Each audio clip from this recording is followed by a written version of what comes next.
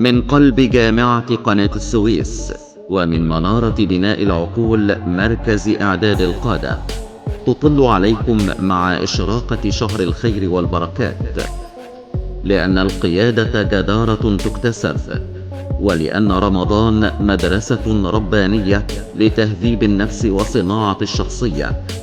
يطلق مركز إعداد القادة فعالية بعنوان رمضان يصنع القادة، قيادات واعية بروح رمضانية. تتمثل المبادرة في لقاءات رمضانية تفاعلية عبر الإنترنت، تستهدف تنمية القيم القيادية وتعزيز روح المبادرة والعمل الجماعي من خلال جلسات قصيرة مركزة ومهام تطبيقية بين اللقاءات.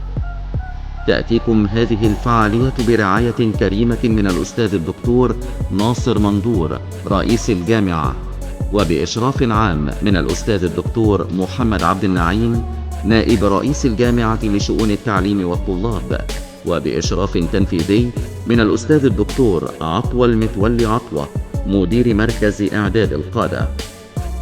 نلتقي بكم أسبوعيا عبر منصة زوم في جلسات تفاعلية تمزج بين البعد الروحي وأحدث مفاهيم القيادة الإدارية. استعدوا لتجربة تجمع بين رقي القيم وعمق المهارة. جامعة قناة السويس، نبني قادة، نصنع أثراً.